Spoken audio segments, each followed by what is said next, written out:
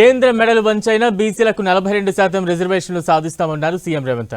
BC రిజర్వేషన్లకు okay చెప్పకపోతే ఎర్రకోటపై Congress ఎగురవేస్తామన్నారు. BC రిజర్వేషన్పై KCR కుటుంబం డ్రామాలు చేస్తోందని మండిపడ్డారు. 42% రిజర్వేషన్లకు కేంద్రం ఆమోదం తెలపకపోతే ఢిల్లీలో కాదు గల్లీలోనే తేల్చుకుంటామని వార్నింగ్ ఇచ్చారు సీఎం రేవంత్. ఇవాళ తెలంగాణ రాష్ట్రంలో రిజర్వేషన్లకు అడ్డుపడ్డ చంద్రశేఖరరావు, బండి సంజయ్, కిషన్ రెడ్డి, రామచంద్రరావు కాదు మన సవాలు, మన పోటీ మన సవాలు ఢిల్లీ మీద, నరేంద్ర మోడీ మీద, భారత ప్రభుత్వం మీద మనం సవాలు విసురుతున్నాం.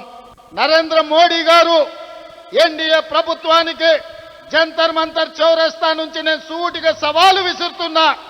మా డిమాండ్ను ఆమోదిస్తారా, లేకపోతే మిమ్మల్ని గద్దె దించి ఎర్రకోట మీద 3 రంగుల జెండా ఎగరేసి, ఎర్రకోట మీద 3 రంగుల జెండాను ఎగరేసి మా నాయకుడు రాహుల్ గాంధీ గారిని దేశ ప్రధానమంత్రిగా చేసి 42% ఓబీసీ రిజర్వేషన్లను సాధించుకునే వరకు ఇక్కడ ఉన్న వాళ్ళు ఎవరు నిద్రపోరన్న మాట నరేంద్ర మోడీ గారికి నేను విజ్ఞప్తి చేస్తున్నా.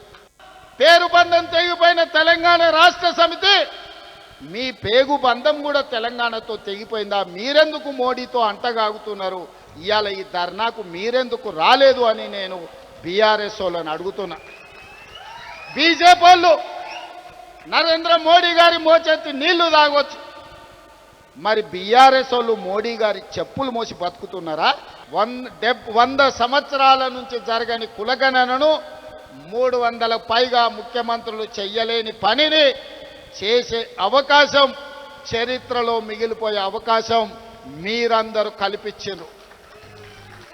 ఈనాడు ఏ ముఖ్యమంత్రికి రాని అవకాశం, ఏ రాష్ట్రానికి రాని అవకాశం, ఈరోజు దేశానికి ఆదర్శంగా నిలబడడానికి తెలంగాణ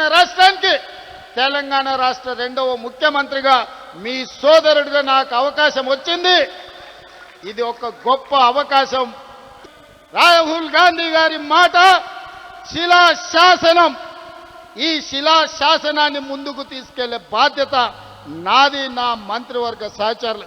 ఎవరైనా సరే, ఎంత గొప్పోడైనా, ఎంత పెద్దోడైనా, ఏ పదవిలో ఉన్నా సరే, రాహుల్ గాంధీ గారి శిలాశాసనానికి ఎదురొస్తే వాళ్ళ పాలిట మరణ శాసనం తెలంగాణ రాష్ట్రం రాయబోతుంది.